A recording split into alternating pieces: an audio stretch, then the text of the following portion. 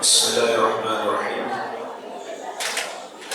Assalamualaikum warahmatullahi wabarakatuh.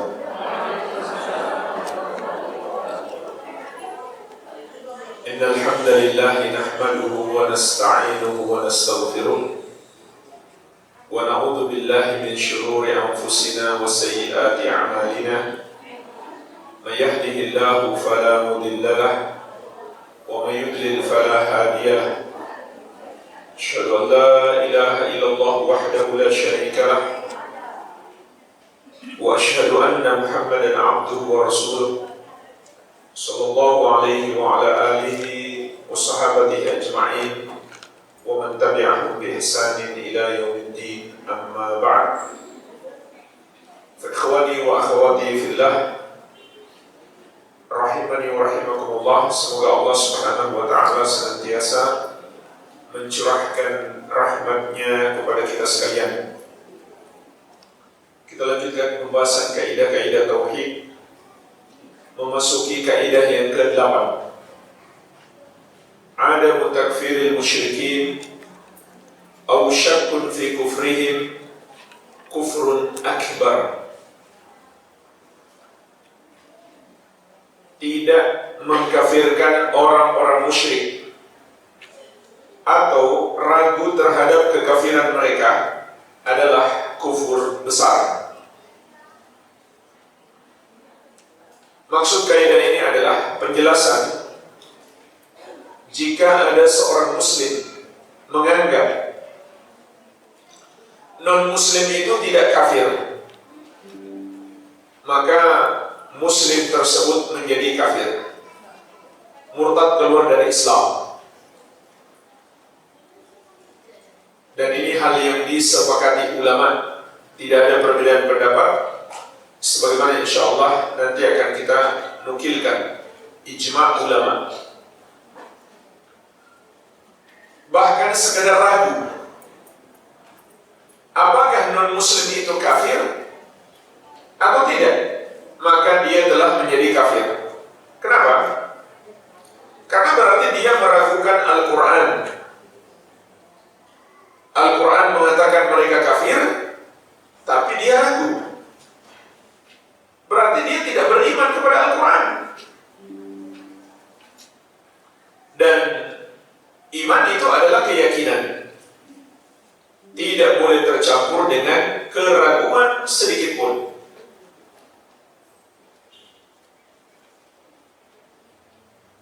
Apa dalilnya orang-orang musyrik atau non-muslim itu kafir? Sangat banyak. Di antaranya di surat Al-Bayyinah ayat ke-6, Allah Subhanahu wa taala menegaskan, innal ladzina kafaru min ahlil kitabi wal musyrikina.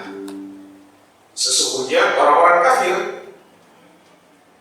dari kalangan ahlul kitab, yaitu Yahudi dan Nasrani, dan orang-orang musyrik, yaitu setiap orang yang mempersekutukan Allah, menyembah kepada selain Allah atau menuhankan selain Allah. Maka jelas Allah katakan mereka adalah orang-orang kafir. Fi nari jahannam khalidina fiha. Tempat mereka di neraka Jahannam, mereka kekal di dalamnya. Lihat, Allah Subhanahu wa taala menegaskan tempat mereka di neraka Jahannam, kekal di dalamnya. Kalau kemudian ada seorang muslim mengatakan ada orang Nasrani yang mungkin saja masuk surga kalau dia berbuat baik, berarti dia mendustakan ayat ini. Ulaika hum syarrul bariyah. Mereka itulah seburuk-buruk makhluk.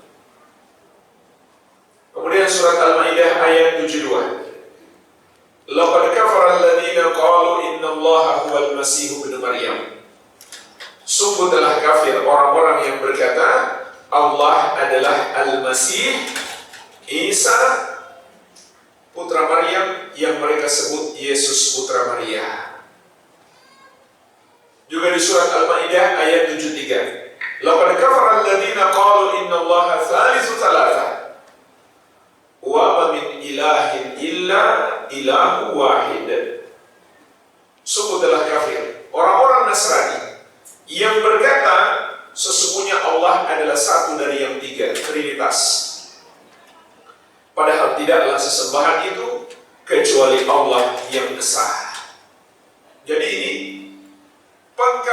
langsung dari Allah Subhanahu wa Ta'ala. Kalau seorang Muslim kemudian mengatakan Nasrani itu tidak kafir, berarti dia mendustakan ayat ini. Juga dia mendustakan hadis Nabi Muhammad SAW. Dalam riwayat Muslim dari Abu Hurairah radhiyallahu anhu, Rasulullah SAW bersabda, "Walladzi nafsu Muhammadin biyadihi." Demi Allah yang jiwa Muhammad ada di tangannya. La yasma'u bi ahadun min hadhil ummah. Tidak ada seorang pun dari umat ini yang pernah mendengarkan tentang aku. Yahudiyun wala Nasraniyun. Apakah ia seorang Yahudi atau Nasrani? Tsumma yamutu wa lam yu'min billadzi ursiltu bihi illa kana min ashabin nar. Kemudian ia mati sebelum beriman dengan ajaran Islam yang aku bawa, kecuali ia termasuk penghuni neraka. Jadi kalau ada orang yang mengatakan meskipun Nasrani tapi dia nggak korupsi, dia bisa masuk surga, berarti dia mendustakan hadis ini. Maka jemaah sekalian, ingatlah, perbuatan-perbuatan baik yang dilakukan oleh orang-orang musyrik, orang kafir, itu tidak diterima oleh Allah Subhanahu wa Ta'ala. Di surat Al-Maidah, di surat At-Taubah ayat ke-54, Allah Subhanahu wa Ta'ala mengingatkan, "Wa ma mana'ahum an tuqbala minhum nafaqatuhum illa annahum kafaru billahi wa bi rasulih." Dan tidak ada yang menghalangi diterimanya sedekah-sedekah mereka kecuali karena mereka kafir kepada Allah dan Rasulnya. Jadi kita jangan silau melihat kalau ada orang kafir non-muslim suka berbuat baik kepada orang lain. Kata Allah Subhanahu wa Ta'ala, amalan mereka tertolak disebabkan dosa terbesar yang mereka lakukan.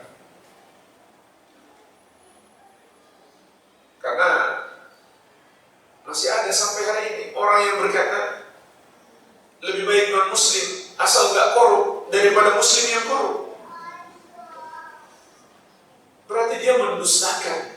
Allah mengatakan tadi di surat Al-Baqarah ayat ke-6, "Ulaika hum syarrul bariyah." Mereka itulah seburuk-buruk makhluk.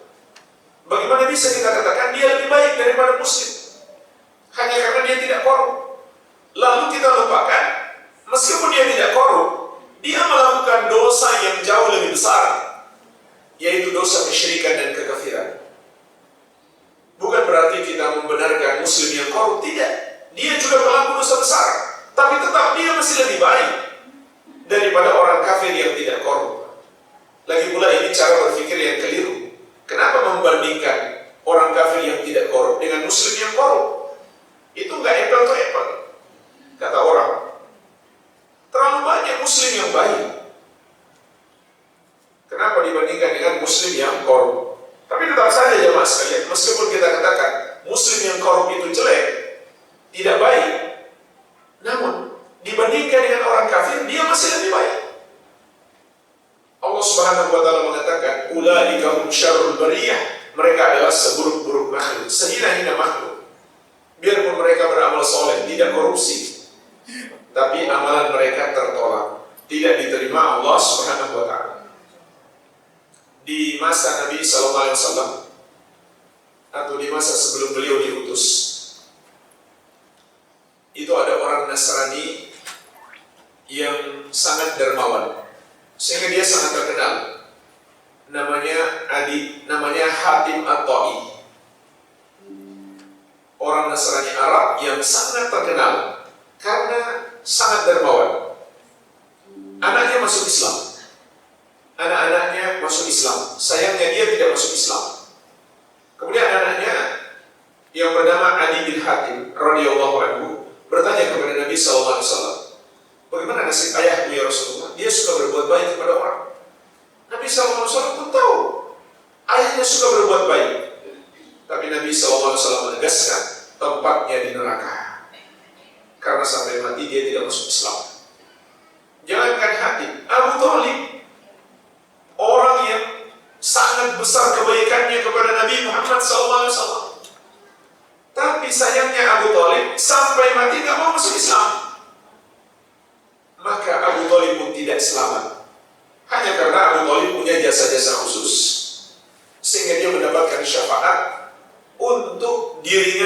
azab, tapi tidak sampai mengeluarkannya dari api neraka, karena dia tidak beriman sampai mati.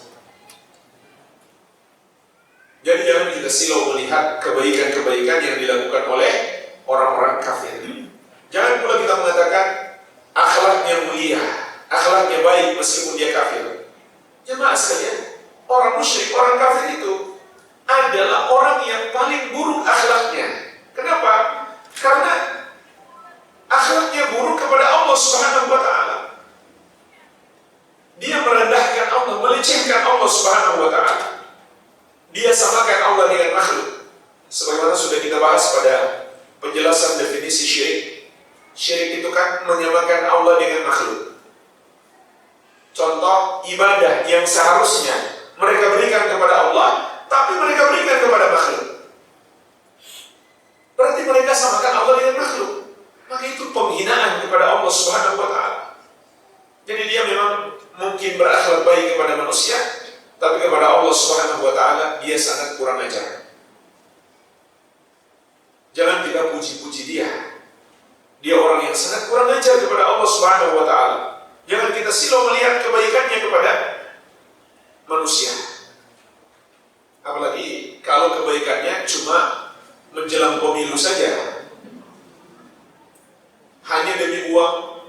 Bahkan seorang tokoh agama, seorang kiai mengajak pemimpin partai yang kafir untuk keliling pondok pesantren supaya didukung oleh keluarga pondok pesantren. Subhanallah. Dia gadaikan akidahnya demi uang. Syekhul Islam Ahmad bin Abdul Halim Al-Harrani rahimahullah mengatakan, "Fa innal yahud wan nasara kuffarun kufran ma'luman bil ittirar min dinil Islam." Sesungguhnya Yahudi dan Nasrani adalah orang-orang kafir yang diketahui secara pasti dari ajaran agama Islam. Artinya, nggak mungkin orang Muslim itu nggak tahu kalau non-Muslim itu kafir. Dan kalau Yahudi dan Nasrani saja dikafirkan oleh agama Islam, tentu selain mereka lebih parah lagi kekafirannya. Karena jemaah sekalian, orang kafir itu bertingkat-tingkat. Dari semua orang kafir, Yahudi dan Nasrani yang paling mending. Selain mereka lebih parah. Kenapa disebut yang paling mending? Karena mereka masih mengenal Allah Subhanahu wa Ta'ala. Mereka masih menyembah Allah. Tapi bersamaan dengan itu mereka pun menyembah kepada selain Allah. Sedangkan orang-orang kafir selain mereka itu sama sekali tidak mengenal Allah Subhanahu wa Ta'ala. Tidak menyembah Allah Tabaraka wa Ta'ala. Berikutnya nukilan ijma' ulama. Apa pentingnya nukilan ijma'? Kalau ulama sudah ijma', sudah sepakat, kita nggak boleh beda pendapat lagi. Ini pentingnya nukilan ijma'. Kita harus paham bagian mana ajaran Islam yang ulama sepakati atasnya, dan bagian mana ulama yang beda pendapat. Kalau ulama beda pendapat, mungkin saja kita masih boleh beda pendapat. Itu pun nggak semua perbedaan pendapat.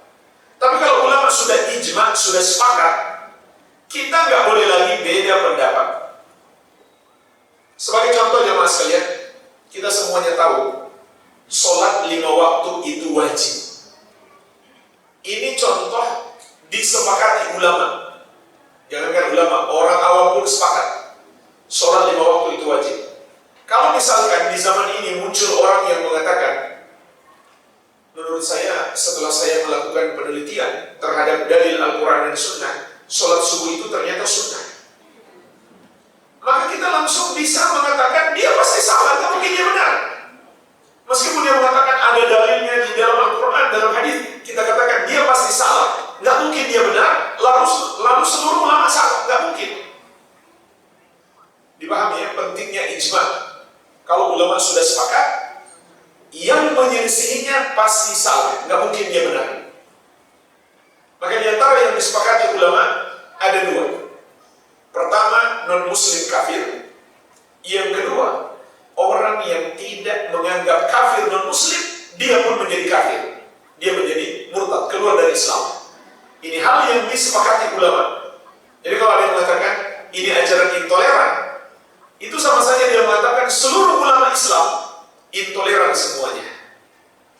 Dari 4 mazhab, Hanafi, Maliki, Syafi'i, dan Hambali, semuanya sepakat non-muslim itu kafir. Sebagaimana dinukil oleh Imam Ibnu Hazm rahimahullah, wa humul yahud wan nasara wa hum kuffarun bila khilafin min ahadin minal ummah. Wa hum kuffarun bila khilafin min ahadin minal ummah. Mereka Yahudi dan Nasrani, dan ulama tidak berbeda pendapat bahwa mereka adalah orang-orang kafir. Wa man ankara kufrahum fala khilafa min ahadin minal ummah fi kufrihi wa khurujihi 'anil Islam. Barang siapa tidak meyakini kekafiran mereka, maksudnya tidak menganggap mereka kafir, maka ulama juga tidak berbeda pendapat bahwa ia kafir dan murtad dari Islam. Jadi beliau menukil di sini dua kesepakatan ulama. Pertama, non-muslim kafir. Yang kedua, yang tidak menganggap non-muslim kafir, dia saat itu menjadi kafir, murtad keluar dari Islam. Tidak ada perbedaan pendapat ulama. Jadi ini absolut, mutlak, tidak dapat dibantah lagi. Ketika ulama sudah sepakat, seperti kita mengetahui, sholat 5 waktu itu wajib, rukun Islam itu ada 5, rukun iman itu ada 6. Itu hal-hal yang disepakati ulama, tidak dapat dibantah. Tidak boleh kita berbeda pendapat lagi. Yang berbeda pendapat, maka dia sesat. Begitu pula dinukil oleh Syekhul Islam Ahmad bin Abdul Halim Al-Harrani rahimahullah ta'ala, wa man lam yuharrim at-tadayyun ba'da ma ba'athihi sallallahu alaihi wasallam bi dinil yahud wan nasara. Setelah diutusnya Nabi Muhammad sallallahu alaihi wasallam, maka barang siapa yang tidak mengharamkan agama Yahudi dan Nasrani, bal man lam yukaffirhum wa yubghidhum, bahkan siapa yang tidak mengkafirkan dan membenci mereka, falaysa bimuslimin bittifaqil muslimin, maka dia bukan muslim berdasarkan kesepakatan seluruh kaum muslimin. Masih banyak lagi ulama-ulama yang menukil adanya kesepakatan ini dari seluruh mazhab. Jadi kalau kita buka buku di mazhab manapun, Hanafi, Maliki, Syafi'i dan Hambali maupun yang lainnya, itu semuanya mengatakan non-muslim itu kafir, yang tidak mengkafirkan mereka juga kafir. Tidak ada perbedaan pendapat ulama. Kenapa jemaah sekalian orang yang tidak mengkafirkan non-muslim itu kafir? Karena banyak sebab. Di antaranya dia mendustakan Al-Quran, karena Al-Quran mengatakan mereka kafir. Yang kedua, dia mendustakan hadis Nabi SAW, karena hadis mengatakan mereka kafir.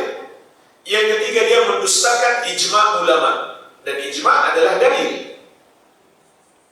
Ulama ijma' mereka kafir. Kemudian yang keempat, berarti dia mendustakan la ilaha illallah. Dan ini sudah kita bahas.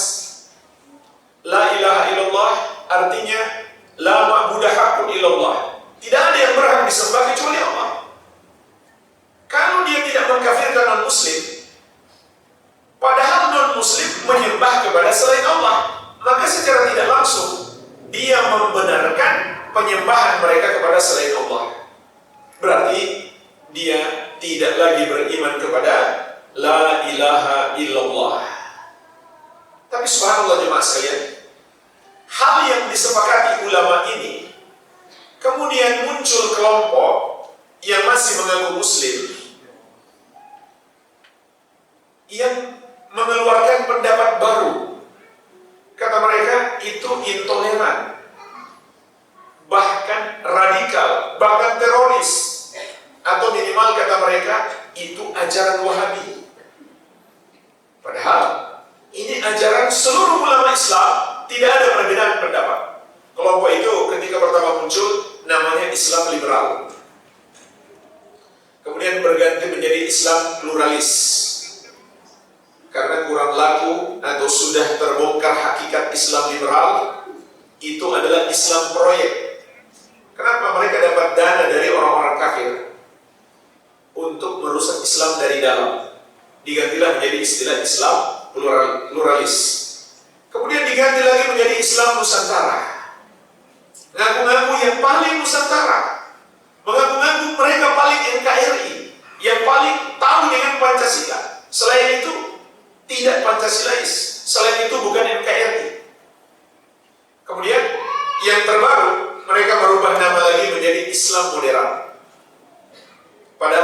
maknanya sama, adalah liberalisme. Sedikit sejarah liberalisme di Indonesia, sedikit sejarah tentang munculnya pemahaman liberalisme ini di Indonesia. Dimulai dari sekitar 20 tahun yang lalu, beberapa universitas di Eropa dan Amerika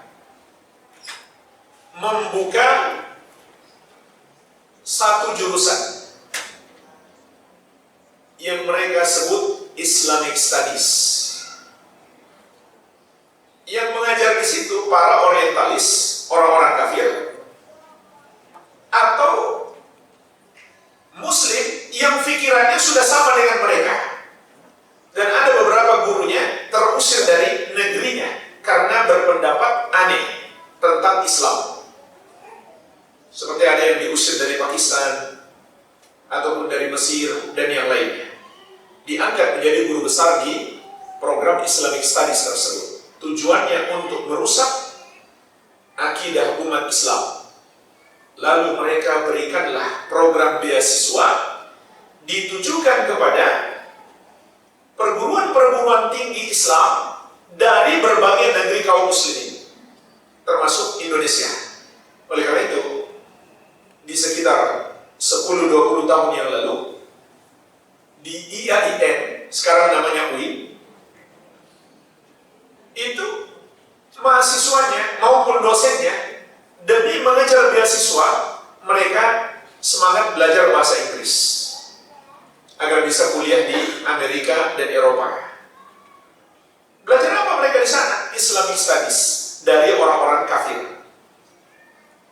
Jadi mereka bukan seperti Pak Habibie pergi ke Eropa untuk belajar bikin pesawat, pulang-pulang memberi manfaat kepada umat Islam. Tapi yang mereka pelajari adalah pemikiran-pemikiran yang rusak.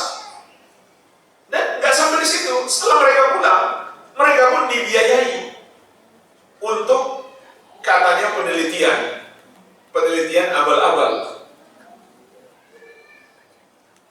mengutip satu dalil, satu ayat, dan menyelewengkan satu ucapan ulama, maka keluarlah pendapat-pendapat yang sangat bertentangan dengan ajaran Islam. Mereka menggugat hukum waris, kata mereka sudah gak relevan lagi kalau wanita dapat separuh bagian laki-laki. Sampai mereka menggugat larangan berhubungan sejenis. Bahkan di negeri kita, sampai mereka sudah membuat draft undang-undang untuk diusulkan ke DPR agar disahkan pernikahan sesama jenis. Ini luar biasa dahsyatnya pengaruh liberal. Tapi alhamdulillah masih ada anggota DPR yang waras. Mereka menolak, jelas-jelas menolak usulan tersebut.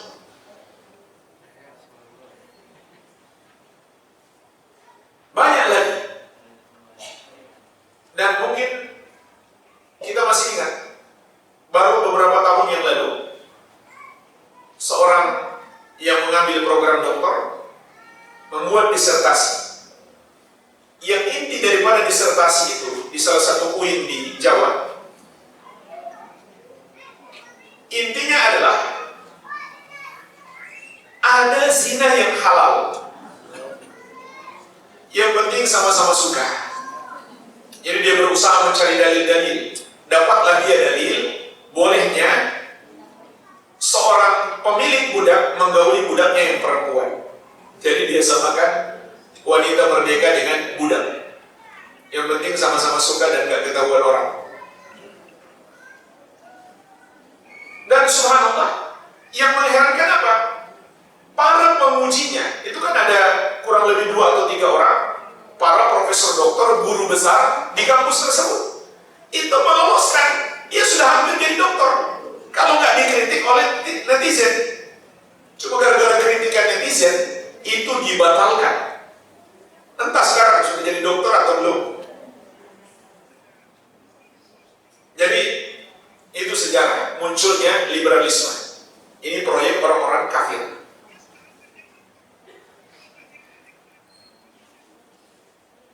Jadi muncullah pemahaman ini bahwa semua agama sama. Non-Muslim itu tidak kafir. Non-Muslim kalau kalau berbuat baik bisa saja masuk surga. Ini pemahaman baru muncul belakangan. Tapi mereka membuat opini seakan-akan pemahaman yang benar itu adalah intoleran, radikal, teroris, ajaran baru yang disebut ajaran Wahabi. Oleh karenanya jemaah sekalian, kita bahas di kaidah yang ke-9, at-takfir yanqasimu ila al-qismain. Takfir, pengkafiran itu terbagi menjadi dua, al-wajib wal muharram, yang wajib dan haram. Kenapa ini penting dibahas? Karena memang dalam Islam ada larangan pengkafiran, tapi kemudian mereka menggeneralisir seakan-akan semua pengkafiran itu haram. Maka kita katakan pengkafiran itu ada dua, pengkafiran yang wajib dan pengkafiran yang haram. Pengkafiran yang wajib adalah terhadap orang-orang yang dikafirkan oleh Allah dan Rasulnya, sebagaimana penjelasan kaidah sebelumnya. Bagaimana mungkin Allah dan Rasulnya mengkafirkan mereka, lalu kita tidak mengkafirkan? Berarti kita menentang Allah dan Rasulnya. Dan bagaimana mungkin non-muslim itu kalau dikafirkan disebut intoleran, padahal yang mengkafirkan adalah Allah dan Rasulnya? Maka sekarang tidak langsung mereka ingin mengatakan, na'udzubillah, Allah dan Rasulnya mengajarkan intoleransi, radikalisme, terorisme, dan lain-lain. Adapun pengkafiran yang haram adalah terhadap sesama muslim. Meski terhadap muslim pelaku dosa besar, itu nggak boleh, selama dosanya tidak sampai tingkat kekafiran dan kesyirikan. Artinya, muslim pun kalau kemudian melakukan dosa kekafiran dan kesyirikan, itu bisa menjadi kafir. Tapi ingat, dia menjadi kafir kalau terpenuhi syarat-syarat pengkafiran dan hilangnya penghalang. Apa saja syarat-syarat pengkafiran itu? Syarat pengkafiran itu ada 4. Syarat pengkafiran ada 4. Jadi kita bicarakan di sini tentang orang muslim yang melakukan dosa kekafiran. Itu tidak otomatis kita kafirkan kecuali terpenuhi 4 syarat. Syarat yang pertama, perbuatannya terbukti berdasarkan dari dalil Al-Quran dan Sunnah adalah kekafiran. Contoh yang kita bahas ini, dia tidak mengkafirkan Yahudi misalkan, tidak mengkafirkan Nasrani, maka itu jelas kekufuran. Ataupun dia menyembah kepada selain Allah, dia berdoa kepada selain Allah, menyembelih untuk selain Allah, sholat untuk mengagungkan selain Allah, maka itu adalah kekafiran. Ini syarat yang pertama. Karena ada sebagian dosa yang disebut kufur, maka ternyata kufur kecil, bukan kufur besar. Jadi syarat yang pertama ini harus kita pastikan ada dalil yang menunjukkan bahwa itu kufur besar. Contoh jemaah sekalian, yang merupakan kufur kecil adalah pemerintah yang berhukum dengan selain hukum Allah. Selama dia tidak mengatakan atau meyakini ini sama dengan hukum Allah atau lebih baik daripada hukum Allah, maka itu kufur kecil. Kecuali kalau dia mengatakan ini setara dengan hukum Allah atau bahkan lebih baik daripada hukum Allah, lebih cocok untuk kami daripada hukum syariat, barulah dia menjadi kufur besar. Baik, ini yang pertama. Syarat yang kedua, dia seorang mukallaf, yaitu orang yang mendapatkan atau sah mendapatkan beban syariat. Bukan anak kecil yang belum balik, bukan pula orang gila, bukan pula orang yang lagi mabuk kemudian bicara sembarangan. Jadi dia mukallaf, sudah balik, lagi berakal. Yang ketiga, telah sampai hujah kepadanya. Artinya kita terangkan dulu kepadanya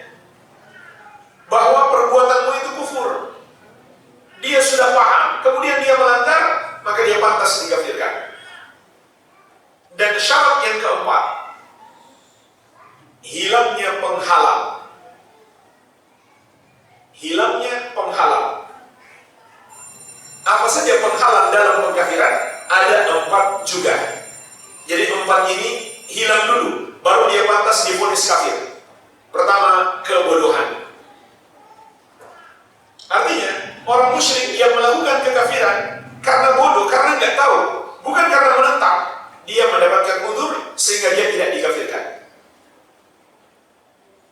Penghalang yang kedua, al-khata' wan nisyan, tidak sengaja atau lupa. Tidak sengaja atau lupa, bukan bermaksud melakukan kekafiran. Penghalang yang ketiga adalah salah takwil. Dia mengira takwilnya seperti itu, padahal tidak.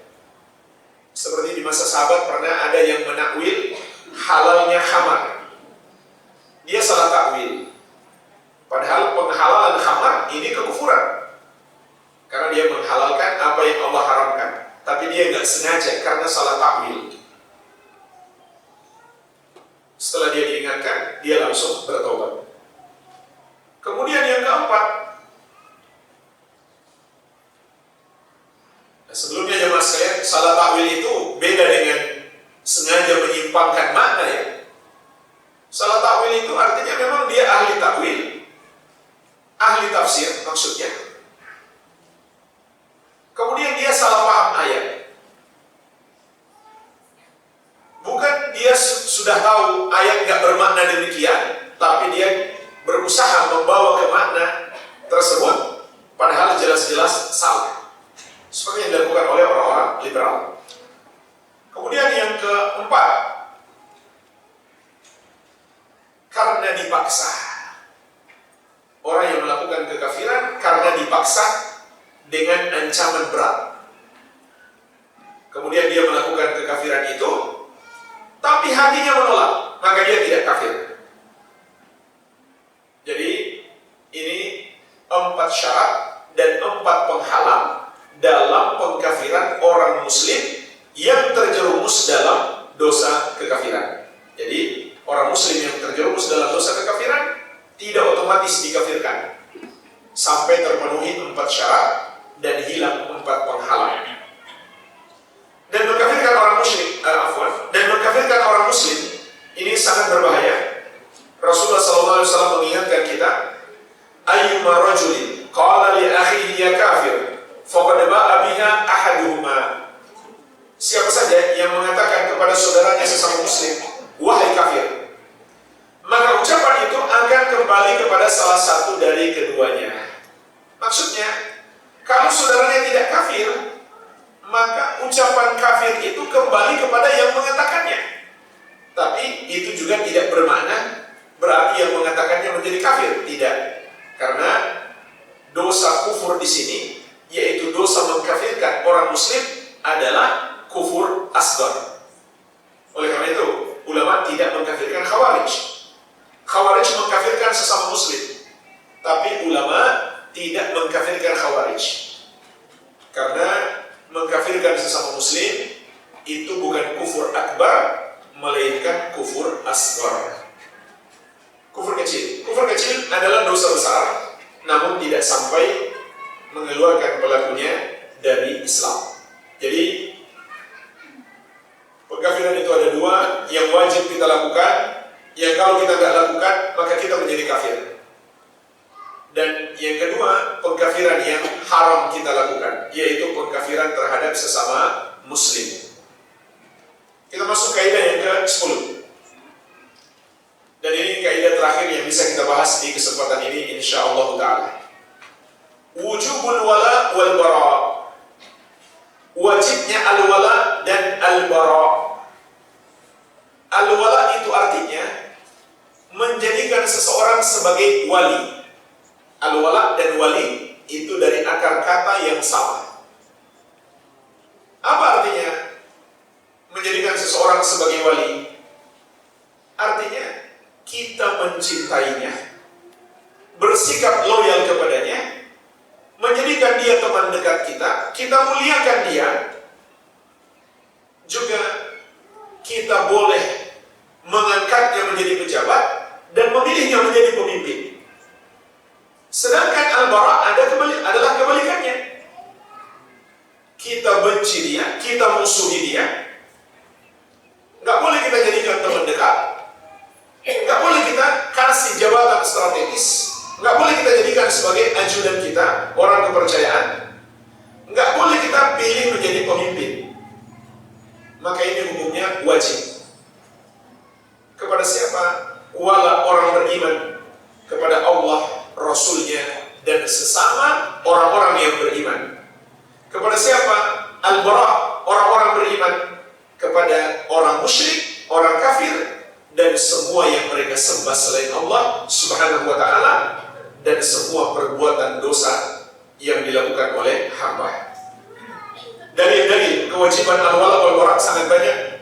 Di antaranya surat Al-Maidah ayat ke-51. Allah Subhanahu wa ta'ala berfirman, Ya ayyuhalladzina amanu la tattakhidul yahuda wan nasara awliya'a ba'duhum awliya'u ba'd.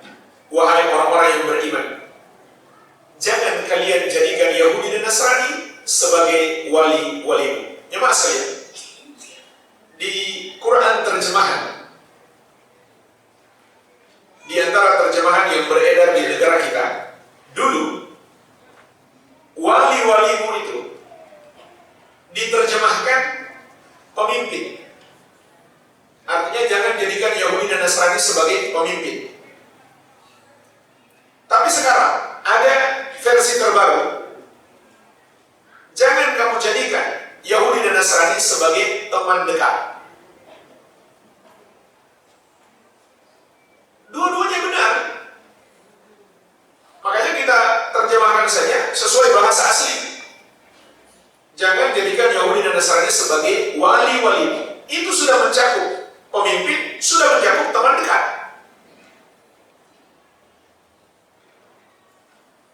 Jadi semuanya nggak boleh. Semua yang bermakna kecintaan, loyalitas, kedekatan, pemuliaan, itu tidak boleh kita lakukan kepada Yahudi dan Nasrani. Ba'duhum awliya'u ba'd. Sebagian mereka adalah wali bagi sebagian yang lain. Kemudian lihat ancaman Allah Azza wa Jalla. Wa may yatawallahu minkum fa innahu minhum. Siapa di antara kalian yang menjadikan mereka sebagai wali, maka dia bagian dari mereka. Artinya dia terancam murtad. Inna Allah la yahdi al-qawma adh-dhalimin. Sesungguhnya Allah tidak akan memberikan hidayah kepada orang-orang yang zalim tersebut. Artinya nikmat hidayah Allah akan cabut darinya. Dan ulama menjelaskan, orang yang berwala kepada orang kafir ada dua tingkatan. Tingkatan yang pertama, dia menjadi kafir kalau dia berwala kepada mereka karena menyetujui agama mereka. Sebagaimana yang kita bahas di poin yang ke-8, di kaidah yang ke-8. Kenapa dia mencintai Nasrani misalkan? Karena dia setuju dengan penyembahan mereka kepada Yesus. Atau sebaliknya, karena dia benci kepada Islam, maka dia kafir, murtad, keluar dari Islam. Tingkatan yang kedua adalah tingkatan dosa besar. Kalau dia berwala kepada orang kafir hanya karena dunia. Kenapa dia senang sama si fulan? Karena si fulan bintang lapangan sepak bola. Maka dia senang, dia idolakan. Maka ini adalah dosa besar, namun belum sampai tingkat kekufuran. Tapi dia terancam, terjerumus dalam kekufuran. Kemudian di surat Al-Maidah ayat 55-56, Allah Subhanahu wa taala menegaskan, "Innama waliyukumullah wa rasuluh walladzina amanu." Sesungguhnya walimu yang pantas kamu cintai hanyalah Allah, Rasulnya, dan orang-orang yang beriman. Alladzina yuqimuna sholata, yang mendirikan salat, wa yu'tuna zakah, dan menunaikan zakat, wa hum raki'un, seraya mereka tunduk kepada Allah Subhanahu wa taala. Wa may yatawalla Allah wa rasulahu walladzina amanu fa inna hizballahi humul ghalibun. Barang siapa menjadikan Allah, Rasulnya, dan orang-orang yang sebagai walinya, sebagai yang dia cintai, maka sesungguhnya golongan Allah itulah yang pasti menang. Kemudian di sini kita tegaskan, bara' berlepas diri terhadap orang-orang kafir adalah teladan yang baik, bukan intoleransi dan radikalisme. Lihat, Allah tegaskan dalam Al-Quran, dalam surat Al-Mumtahanah ayat keempat, qad kanat lakum uswatun hasanah fi Ibrahim walladzina ma'ahu. Sungguh telah ada teladan yang baik bagimu pada diri Ibrahim dan orang-orang yang bersama dengannya. Imam At-Tabari rahimahullah dalam tafsir beliau menjelaskan, yang dimaksud dengan orang-orang yang bersama dengan Nabi Ibrahim alaihissalam adalah seluruh nabi yang lain. Jadi ayat ini berbicara tentang teladan yang baik dari seluruh nabi, termasuk Nabi Muhammad SAW. Apa teladan yang baik itu? Idh qalu liqaumihim, tatkala mereka berkata kepada kaumnya, inna bura'a'u minkum wa mimma ta'buduna min dunillah. Sesungguhnya kami berlepas diri darimu dan dari apa yang kamu sembah selain Allah. Lihat jemaah sekalian, bukan saja berlepas diri dari perbuatannya, tapi juga dari orangnya. Sebagian orang ada yang salah kaprah, mereka mengatakan benci saja perbuatannya, jangan benci orangnya. Itu enggak logis. Orangnya juga harus dibenci dong, karena dia kan pelakunya. Itu sama saja kita mengatakan benci saja korupsinya, orangnya nggak usah ditangkap. Itu kan nggak logis. Lihat di sini, kami berlepas diri dari kalian dan dari apa yang kalian sembah selain Allah. Kafarna bikum, kami ingkari kekafiran. Artinya kami yakin kamu salah, kufur. Maksudnya hendaklah bertobat. Kalau kita nggak bisa mengatakan mereka kafir, gimana caranya kita ngajak dia masuk Islam? Gimana caranya kita ngajak dia bertobat? Wa bada bainana wa bainakumul adawatu wal baghdha, dan telah nampak jelas antara kami dan kamu permusuhan dan kebencian. Abadan, selama-lamanya. Sampai kapan? Hatta tu'minu billahi wahda, sampai kalian beriman kepada Allah yang satu saja. Jadi ini teladan yang baik dari seluruh para nabi dan rasul. Jadi subhanallah, kalau ada orang yang mengatakan ini ajaran intoleran, berarti dia mengatakan seluruh nabi dan rasul adalah intoleran. Sementara Allah sendiri mengatakan itu adalah uswatun hasanah, teladan yang baik. Dan sebaliknya, sikap wala terhadap orang-orang kafir adalah sifat munafik, bukan toleransi. Sebagaimana Allah tegaskan di surat An-Nisa ayat 138-139. Basyiril munafiqina bi anna lahum 'adzaban alima alladzina yattakhiduna al-kafirina awliya'a min dunil mu'minin. Kabarkan kepada orang-orang munafik bahwa mereka akan mendapatkan siksaan yang pedih, yaitu orang-orang yang menjadikan orang-orang kafir sebagai wali selain orang-orang yang beriman. Jadi mencintai dan bersikap loyal, dekat, mendukung, memuliakan orang-orang kafir, itu adalah kemunafikan, bukan toleransi. Dan umumnya umat Islam yang melakukan itu karena dunia, tapi lama-lama karena agama juga.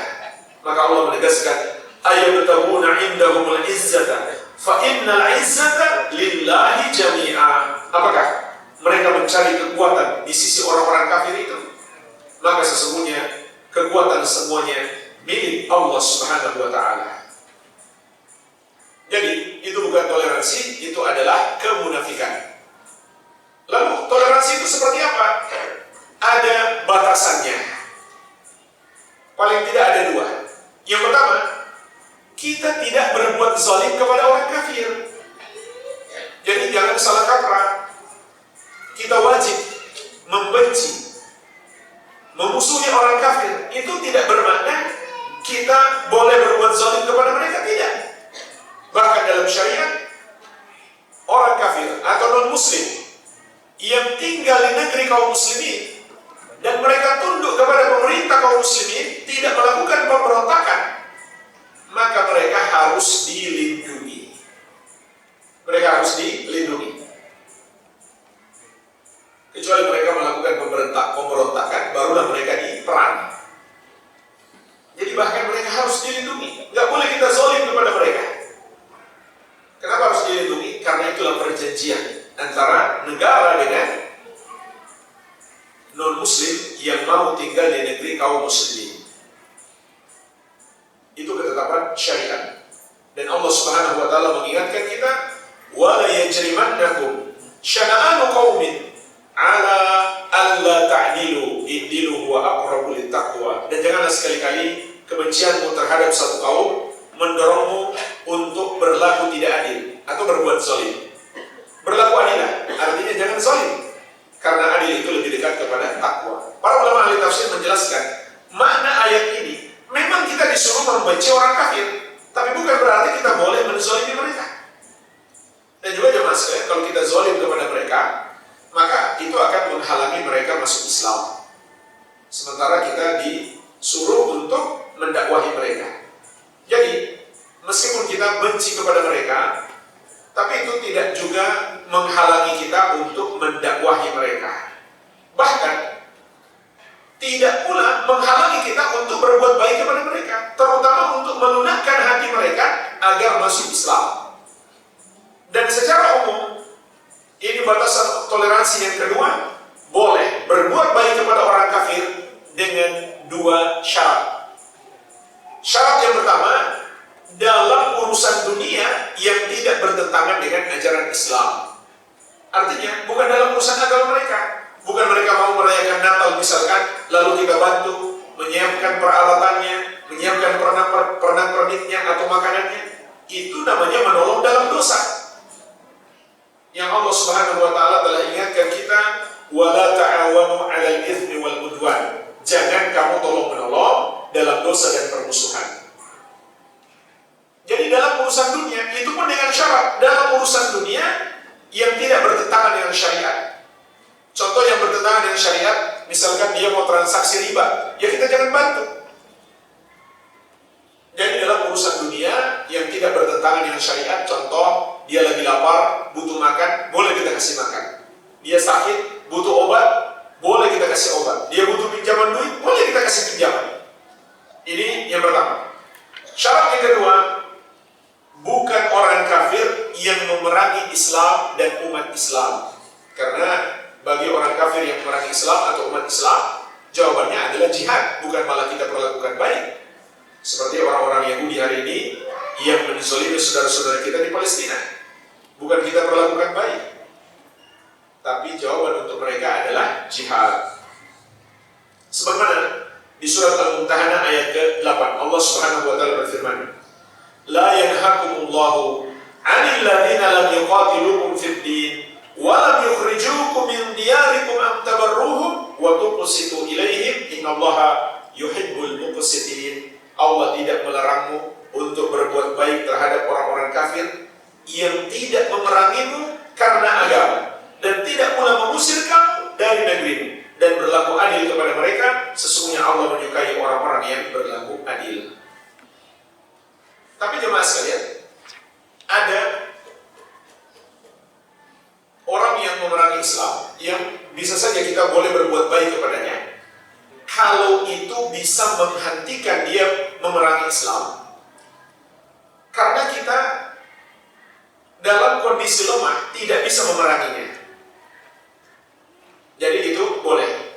Misalkan kita dalam umat Islam masih dalam kondisi lemah, diperangi oleh orang kafir, terpaksa kita berbuat baik kepadanya untuk menghentikan dia memerangi Islam, maka itu dibolehkan karena kondisinya darurat.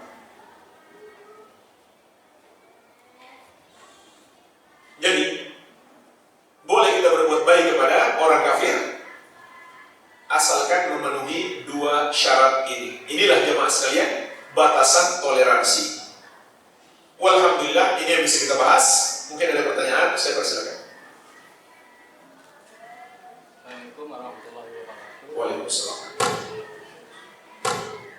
yang udah tahu tentang viralnya Ustaz, kebakaran yang ada di LA Amerika, itu kan sebagian besar penghuninya kafir ya, kafir parah. Bagaimana sikap kita kan? Gembira, senang atau gimana gitu kan?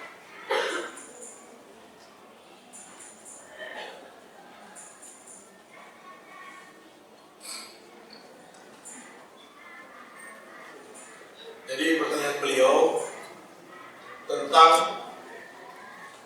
orang-orang kafir yang sedang tertimpa musibah kebakaran. Dan orang-orang kafir ini mereka pendukung Yahudi yang memerangi saudara kita di Palestina. Mereka bukan hanya mendukung dengan kata-kata, mereka mengirimkan harta dan senjata mereka.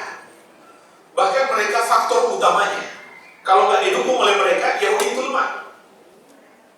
Ya, kalau kita lihat di peta negara Yahudi itu kecil sekali. Kalau tidak didukung oleh mereka dengan harta mereka, Yahudi itu nggak bisa berbuat apa-apa.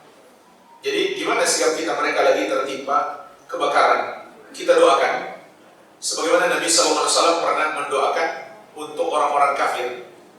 Malah Allahu, untuk orang-orang kafir yang zalim kepada umat Islam. Doa Nabi SAW untuk mereka, malah Allahu kuburahum wa buyutahum nar. Semoga Allah memenuhi kubur-kubur mereka dan rumah-rumah mereka dengan api. Yaitu kita doakan supaya makin terbakar mereka.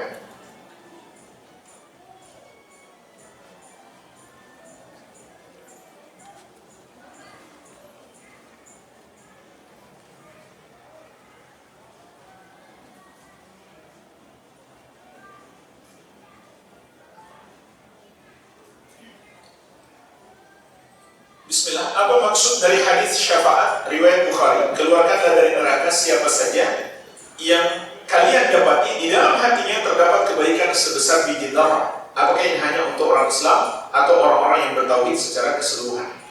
Jawabannya, untuk semua orang Islam, untuk semua orang yang bertauhid. Karena dia disebut orang Islam karena dia punya tauhid. Dan kebaikan yang dimaksud pun adalah iman. Karena di dalam riwayat yang lain, keluarkan yang masih punya iman sebesar darah pun di dalam hati mereka. Jadi semua orang muslim, semua orang yang masih punya tauhid, meskipun mereka pelaku dosa besar, tapi mereka masih punya tauhid, artinya mereka tidak berbuat dosa syirik. Itulah keutamaan orang yang bertauhid. Meskipun mungkin dia masuk neraka karena banyaknya dosanya dan Allah tidak berkenan mengampuninya, tapi suatu hari dia akan dikeluarkan dari api neraka. Kenapa? Tauhidnya tidak batal, Islamnya tidak batal, disebabkan dia tidak berbuat dosa syirik dan kufur. Jadi hadis ini menunjukkan keutamaan orang yang masih punya tauhid. Jadi sama saja orang Islam dan orang yang punya tauhid. Kalau nggak punya tauhid bukan orang Islam namanya.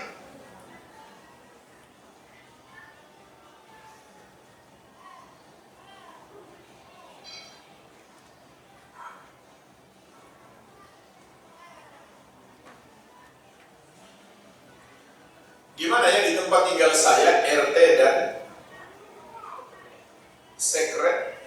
sekretarisnya orang kafir. Kita harus bagaimana sebagai warga?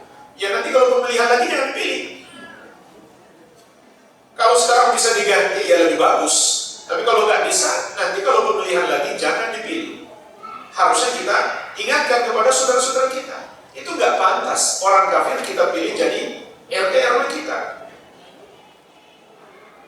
Jemaah sekalian, menjadikan orang kafir sebagai wali itu diantara maknanya adalah pemimpin, dan itu diserap dalam bahasa Indonesia sehingga pemimpin kota kita sebut wali kota. Itu kan dari bahasa Arab. Jadi larangan menjadikan orang kafir sebagai wali termasuk maknanya larangan menjadikan dia sebagai pemimpin. Jangankan sebagai pemimpin utamanya, sebagai pejabat strategisnya juga tidak boleh. Sebagai sekretaris misalkan, itu nggak boleh. Pernah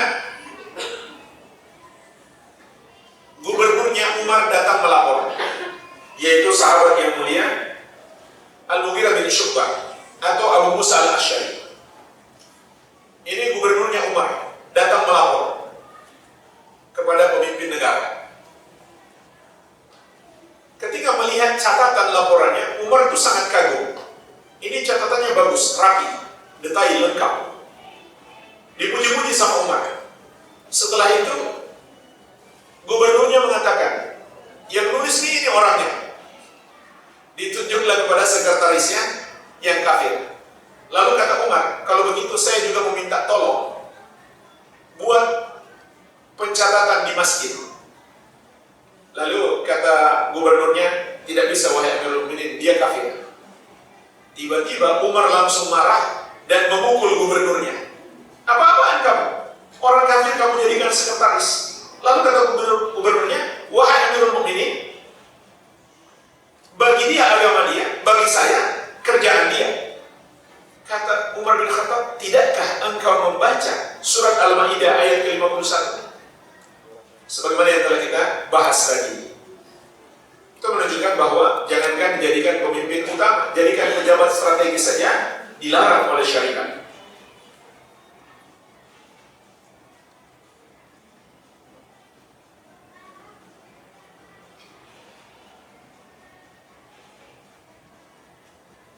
Apakah Maryam ibunya Nabi Isa itu Maryam kakaknya Nabi Musa?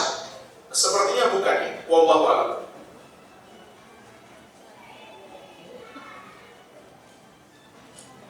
Boleh nggak curhat dengan teman yang bukan muslim? Tidak boleh. Itu berarti kita dekat dengannya kalau kita curhat kepadanya. Harusnya yang kita curhat itu orang yang terpercaya. Orang muslim pun belum tentu terpercaya, apalagi orang kafir. Kalau ada orang muslim yang kita ragukan amanahnya, apalagi orang kafir. Dan kita dilarang menjadikan mereka sebagai teman dekat. Kalau sudah sampai curhat, berarti teman dekat. Maka tidak pantas.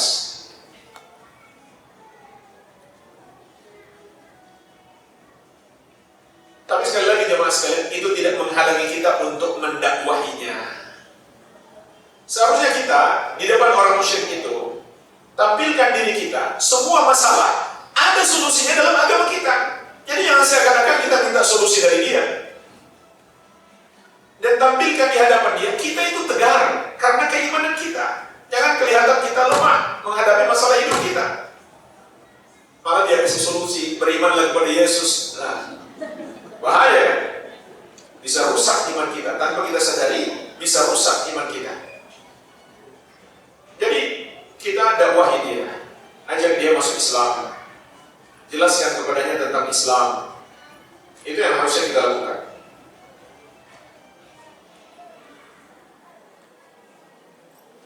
Bagaimana dengan orang tua yang termasuk kaum kafir? Harus bagaimana bersikap terhadap orang tua sebagai anak?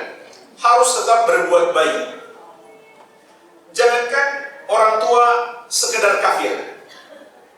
Orang tua yang memaksa anaknya untuk kafir pun tetap Allah suruh berbuat baik, tapi anak tidak boleh menaati kalau diajak kafir. Sebagaimana di surat Luqman ayat ke-15. Wa in jahadaka ala an tusyrika bima laysa laka bihi ilmun fala tuti'huma. Kalau kedua orang tuamu memaksamu agar kamu mempersekutukan aku, yaitu menyembah kepada selain aku yang pasti kamu tidak punya ilmu tentangnya, maka jangan kamu taati keduanya.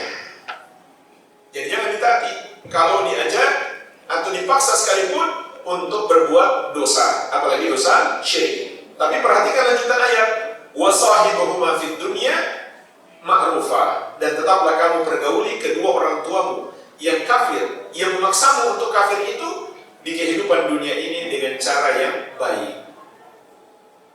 Ini yang pertama. Tetap berbuat baik kepada orang tua, berakhlak mulia, memberikan bantuan-bantuan kepada mereka, memberikan harta kepada mereka, melunakkan hati mereka, dan ajak mereka masuk Islam. Ini bakti anak yang terbesar kepada orang tua yang kafir. Kasihan mereka. Kalau sampai mati nggak bertobat, nggak akan selamat. Biarpun anaknya 10 orang semuanya saleh, semuanya mau mendoakan dia, Allah nggak akan ampuni. Innallaha la yaghfiru an yushraka yushraka bihi wa yaghfiru ma duna dzalika liman yasha. Sesungguhnya Allah tidak akan mengampuni dosa syirik dan akan mengampuni dosa selain itu bagi siapa yang Dia kehendaki. Jadi bersungguh-sungguhlah mendakwahi orang tua yang masih kafir. Dan untuk melunakkan hatinya sangat bagus kita berbuat baik kepadanya supaya dia melihat indahnya akhlak Islam.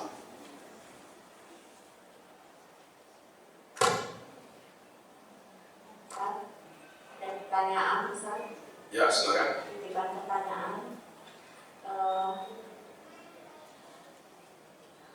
Bagaimana kalau kita memakan kurma produk Israel haram atau membatalkan puasa? Karena ada seruan di video yang menyatakan demikian.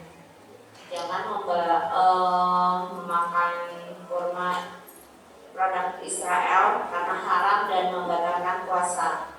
Demikian, Ustaz. Membatalkan puasa. Iya, syukran, Ustaz. Jadi kalau selain produk Israel nggak membatalkan puasa begitu. Baik, dipahami pertanyaannya.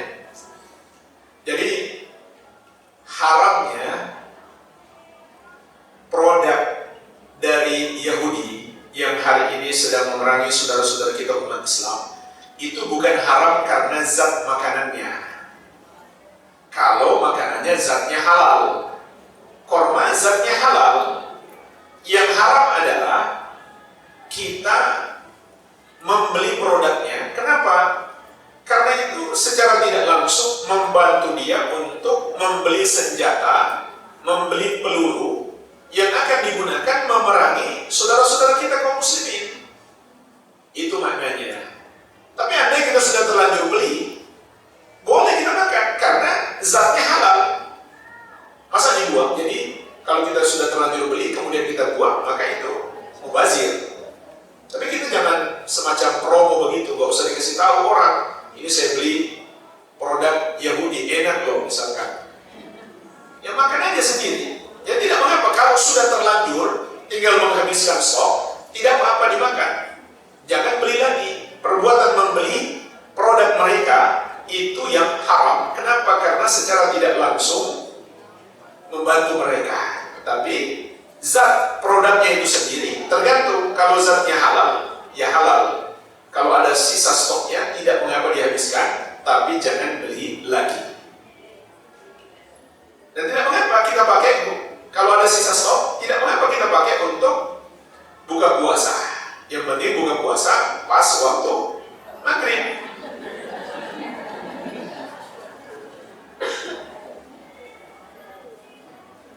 Bagaimana kalau orang kafir yang memimpin doa? Bagaimana sikap kita sebagai orang Islam? Ya jangan ikutan. Nah, ini juga termasuk kesalahan. Ada pembawa acara misalkan, dia mengatakan, mari kita berdoa menurut agama dan kepercayaan kita masing-masing. Ini ucapan kufur. Kenapa? Karena mengandung persetujuan terhadap perbuatan mereka berdoa kepada selain Allah. Padahal menyetujui kekafiran adalah kekafiran sebagaimana sudah kita bahas kaidahnya. Ar-ridho bil kufri kufrun. Meridhoi kekafiran adalah kekafiran. Seharusnya apa yang dia katakan? Mari kita berdoa hanya kepada Allah Subhanahu wa taala. Dan tidak boleh kita dipimpin doa oleh non-muslim. Kenapa? Karena dia berdoa kepada selain Allah. Bagaimana mungkin kita dipimpin oleh orang yang berdoa kepada selain Allah? Apalagi kita katakan amin atas ucapan yang dia lakukan, yang dia katakan. Maka itu secara tidak langsung kita menyetujui peribadahan dia kepada selain Allah Subhanahu wa ta'ala. Sama juga dengan salam. Seharusnya umat Islam itu cukup Assalamualaikum warahmatullahi wabarakatuh. Gak usah ditambah dengan salam dari agama lain. Kenapa? Karena salam mereka adalah doa kepada yang mereka anggap Tuhan mereka. Sama dengan kita, salam kita adalah doa kepada Allah Subhanahu wa ta'ala. Maka dari itu Majelis Ulama Indonesia belum lama ini mengeluarkan fatwa haram seorang muslim mengucapkan salam agama lain. Karena hakikat salam agama lain itu adalah berdoa kepada selain Allah Subhanahu wa taala. Dan itu syirik. Kenapa syirik? Karena Nabi SAW menegaskan ad-du'a'u huwal ibadah. Doa itu adalah ibadah. Jadi nggak bisa kita dipimpin doa oleh orang musyrik. Itu sama saja dia memimpin kita beribadah kepada selain Allah Subhanahu wa taala. Di samping itu adalah syirik, itu juga tasyabbuh, ikut-ikutan kepada orang kafir. Padahal Nabi SAW mengatakan, man tasyabbaha biqaumin fahuwa minhum. Barang siapa menyerupai suatu kaum, dia bagian dari mereka. Dan itu juga bid'ah. Kenapa? Karena cara berdoa seperti itu atau cara salam seperti itu tidak dicontohkan oleh Nabi Muhammad SAW. Dan beliau bersabda, man amila amalan laisa alaihi amruna fahuwa raddun. Barang siapa mengerjakan satu amalan yang tidak ada padanya petunjuk dari kami, maka amalan tersebut tertolak. Walhamdulillah, mungkin ini saja yang bisa kita bahas. Semoga bermanfaat. Lebih dan kurangnya saya mohon maaf. Wabillahi taufik. Subhanakallahumma wa bihamdik, asyhadu an la ilaha illa anta, astaghfiruka wa atubu ilaik. Wa sallallahu ala nabiyyina Muhammadin wa alihi wa sallam. Wa akhiru da'wana alhamdulillahi rabbil alamin. Wassalamualaikum warahmatullahi wabarakatuh.